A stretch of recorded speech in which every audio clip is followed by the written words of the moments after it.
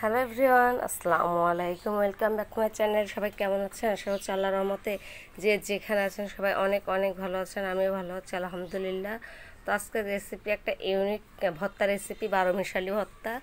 সব কিছু দিয়ে কেমন করে সুন্দর রেসিপিটা আমি করেছি, আপনারা দেখবেন। আমার চ্যানেল দেখতে পাবেন। এখন রেসিপিটা শুরু করব, আপনারা দেখবেন যে কেমন করে করেছি। আর আপনারা ভর্তা আমি করার সময় একটা জিনিস ভুলে গিয়েছিলাম, সেটা হচ্ছে ভর্তা করার সময় আপনারা একটু লেবুর রসটা সাথে দিয়ে নেবেন, তাতে একটু টক টক ব্যালেন্সটা আসবে, একটু ভালো লাগবে। ধনেপাতা আর একটু লেবুর রসটা মিক্স করে নেবেন। আমার হাজব্যান্ড যেহেতু টক খেতে পারে না, তো সেই জন্য আমি লেবুটা মিক্স করি নাই, লেবুর রসটা দিইনি। তো আপনারা লেবু রসটা দিয়ে নেবেন যাদের ভালো লাগে। আর যারা আমার মতো ফ্যামিলিতে প্রবলেম, তারা স্কিপ করে যাবেন, ভাতের সঙ্গে খাবেন লেবুটা ভর্তা দিয়ে। তো চলুন আজকে ইউনিক ভর্তার রেসিপিটা আমরা দেখে আসি, কেমন করে তৈরি করলাম এই 12 মিশালি ভর্তাটা। অনেক সুন্দর, জিভে জল চলে আসার মতো একটা ভর্তা, ঝাল ঝাল আর সব কিছু ফ্লেভার একটা ভর্তাতে কেমন করে পাওয়া যাবে, 4-5 রকমের ফ্লেভার বা 6 রকমের ফ্লেভার কেমন করে পাবেন।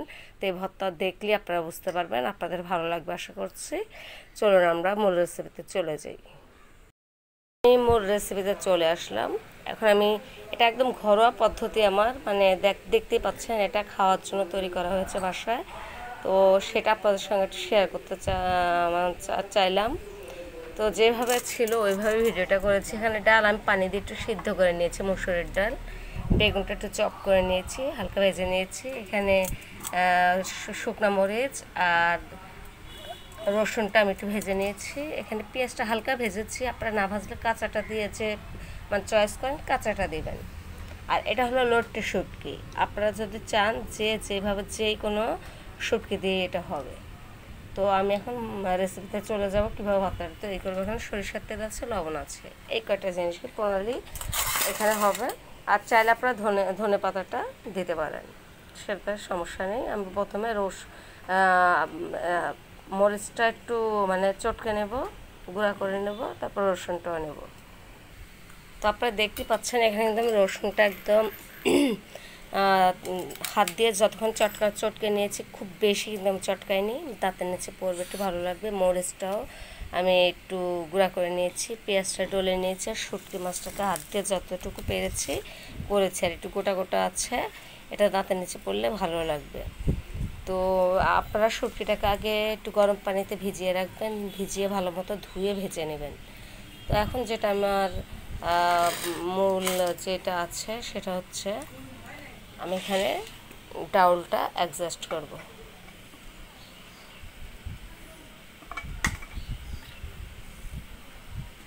ডাউলটা একটু চটকে নেব। তো আমার সব একসঙ্গে মেখে নিয়েছি। এখন যেটা দেব সেটা হচ্ছে বেগুন চপটা দেব। আর এখানে স্বাদ অনুযায়ী আপনার স্বাদ বুঝে লবণ দেবেন। তারপরে এখানে যেটা দিতে হবে সেটা হচ্ছে সরিষার তেল।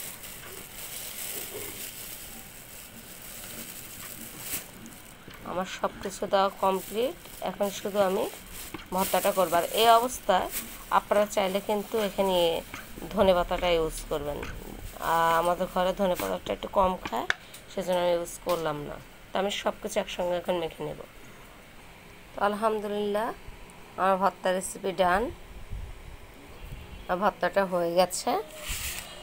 তো আমি যে পরিমাণে লবণ মরিচ দিয়েছি সেটা আমাদের জন্য এনাফ হয়েছে। আপনারা ঝাল লবণ বেশি খেলে সেটা বাড়িয়ে কমিয়ে দিতে পারেন, তেলটা ওটাও আপনাদের ইচ্ছা।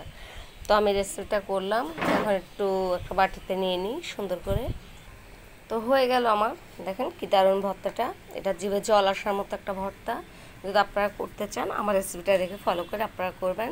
এত মজার মজার রেসিপি দুপুরবেলা আপনারা খেতে পারবেন, অনেক ভালো লাগবে, মুখে রুচিও আসবে, অনেক ভালো লাগে রেসিপিটা।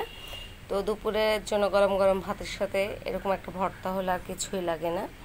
তো এই জন্য আমি ভর্তাটা করেছি আজকে নতুন আমার পরিবারের জন্য। ওরা জানেও না যে আমি কী ভর্তা করেছি, শুধু দেখছে আর বলতেছে এটা কী করছি। তো আমি ভর্তাটা করেছি। আপনাদের যদি এতটুকু ভালো লেগে থাকে অবশ্যই লাইক কমেন্ট করে দেবেন, সাবস্ক্রাইব করে দেবেন, চ্যানেলের পাশে থাকা বেল আইকনটা অবশ্যই ক্লিক করে রাখবেন। তাহলে আমি যে কোনো রান্না যখন ছাড়বো আপনারা তখনই পেয়ে যাবেন, নোটিফিকেশনটি সবার আগে আপনারা পেয়ে যাবেন। তো লাইক কমেন্ট করে দেবেন কেমন লেগেছে আমার রেসিপিটা। তো আজকে এই পর্যন্ত, সবাই অনেক অনেক ভালো থাকবেন। আর শুটকির জন্য মাছে পড়ছে, তাড়াতাড়ি একটা ঢেকে রাখতে হবে। তো এই পর্যন্তই, সবাই ভালো থাকবেন। আল্লাহ।